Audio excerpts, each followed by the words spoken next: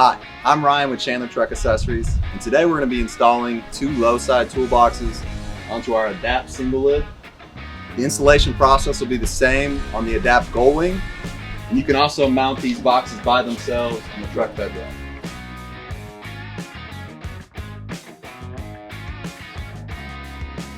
Each low-side toolbox is going to come with two rubber mounting strips, all your mounting hardware, two J-hooks, your molly panel. With the low-side toolbox, you want to take into consideration what side of the truck you're mounting it to. That way you can make sure that the molly panel goes on the back side. For this, we're mounting it to the driver's side, so it'll be mounted on this side of the toolbox.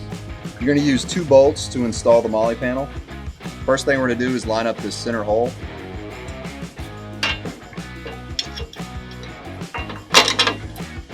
Once you have your bottom bolt where you want it, you're going to take another one and mount it in the upper left-hand hole. And you're going to take your two lock nuts, you're going to place them on the back side, and then you're going to tighten them down. Now that we have this tightened down, we're going to repeat the process on the other box. Now that we have the low side boxes ready to be installed, we're going to remove the panel on the front of the box, and we're going to replace it with a small panel.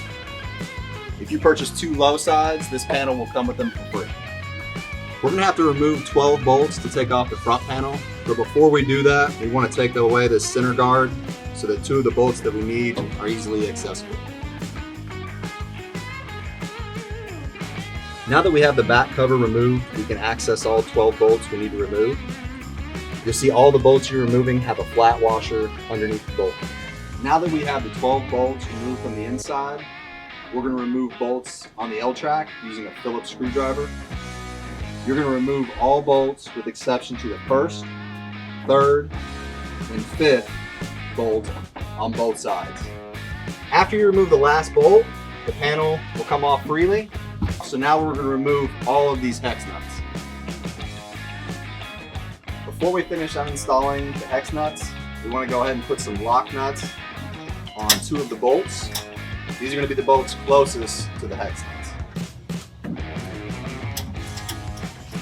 Now we're going to put two more lock nuts on the center bolts. And we're going to tighten all of these lock nuts down. You want to make sure to leave these far outside bolts without a nut on them. So now, with the two bolts that we left exposed, we're going to line them up with the two outside channel nuts.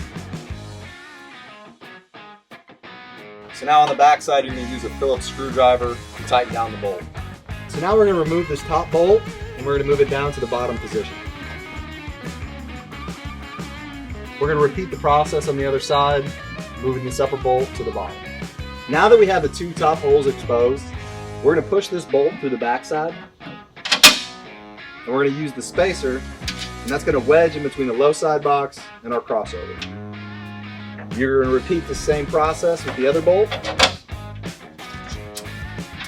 and then we'll be ready to mount the low side in place. First thing we're going to do is open the low side box. It'll give us access to use the nylocks.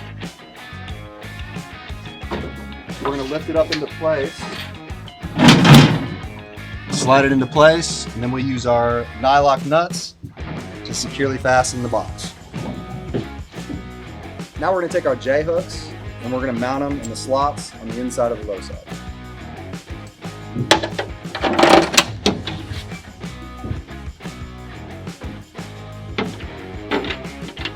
So now we have both J-hooks installed tightly.